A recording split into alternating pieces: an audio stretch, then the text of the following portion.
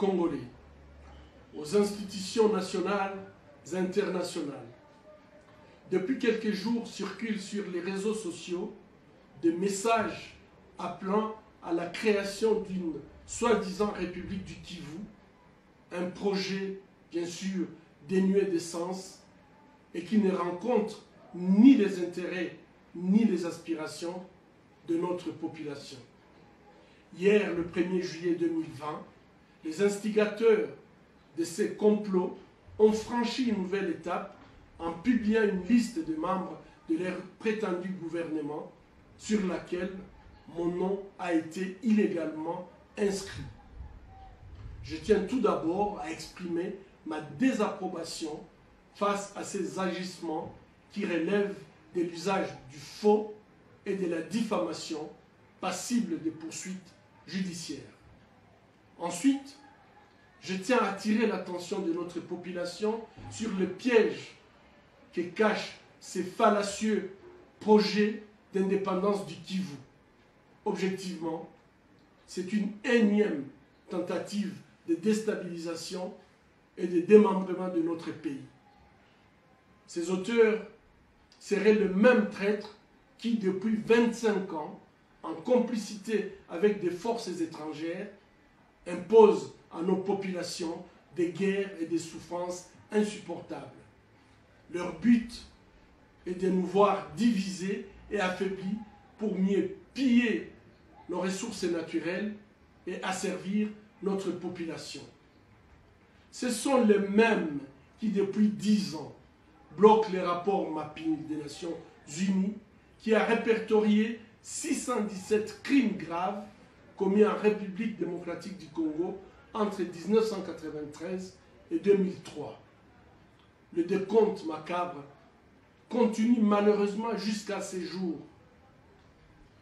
Certains peuvent être considérés comme constitutifs de génocide et nous rappelons que ces crimes les plus graves sont imprescriptibles.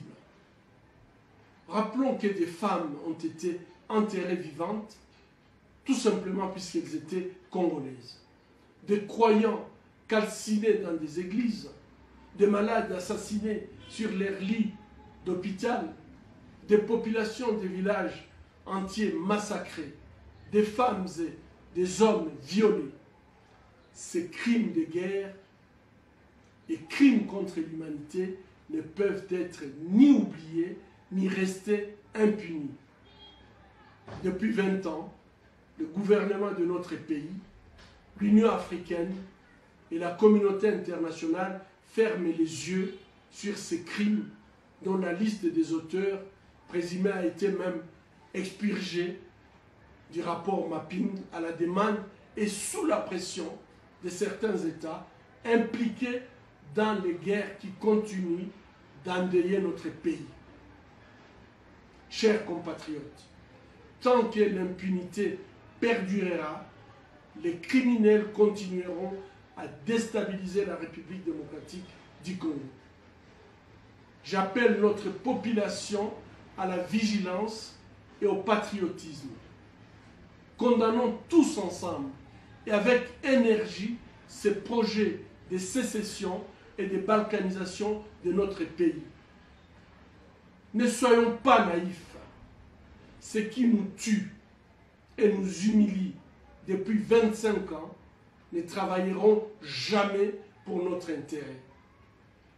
J'appelle le gouvernement national et provincial à mener urgemment des investigations pour identifier et mettre hors état de nuire ces ennemis de notre nation.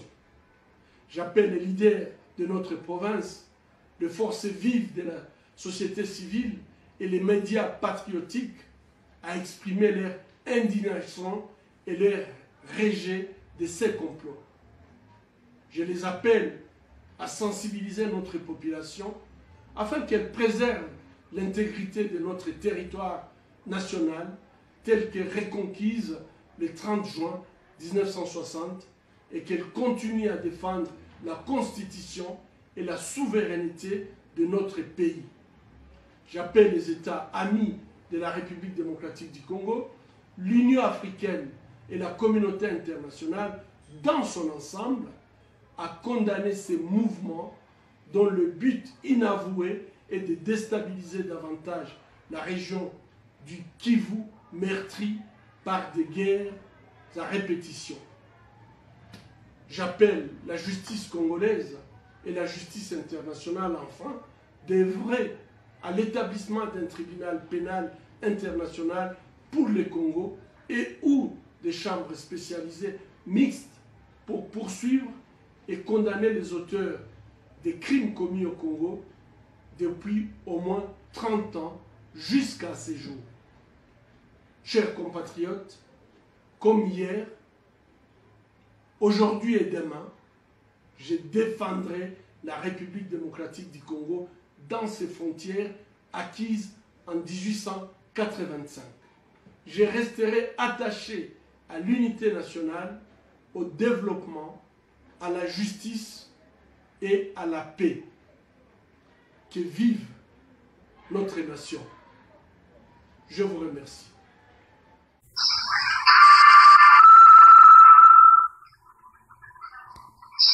Nous venons de tenir une réunion du Conseil de sécurité provincial pour évaluer ce que vous avez vu dans les réseaux sociaux. Un petit drapeau qui a été fabriqué par quelques délinquants irresponsables.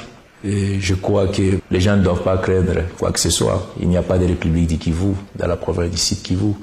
Donc toute la situation est sous contrôle. C'est un acte de quelques drogués, quelques personnes antipatriotes qui ont fait leur petit jet, et puis ils ont filmé, et puis ils ont mis ça sur les réseaux sociaux pour créer un buzz et pour se faire une publicité inutile. Mais moi, je tiens à souligner qu'il n'y a rien à craindre par rapport à cela. Mais évidemment, ceux qui ont fait cet acte antipatriotique, nos services de sécurité sont à leur poursuite et ils vont répondre de leurs actes devant la justice, puisque vous savez, c'est hier que nous avons célébré la fête de l'accession de notre pays à l'indépendance. Le peuple congolais, le peuple du Sud Kivu tient à son unité et à sa souveraineté. On ne permettra pas à quelques délinquants et quelques drogués de faire quoi que ce soit. La population du Sud Kivu va librement ses occupations. La population du Sud Kivu est dans le calme.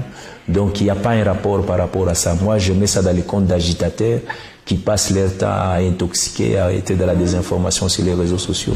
Nous sommes calmes. Je crois qu'on a des vrais problèmes dans la province du Sud Kivu. Nous avons c'est vrai des problèmes sécuritaires sur lesquels nous ne ménageons aucun effort pour que la paix et la tranquillité règnent sur l'ensemble de la province. Il y a des vrais problèmes sur lesquels aujourd'hui les forces de défense et de sécurité sont concentrées.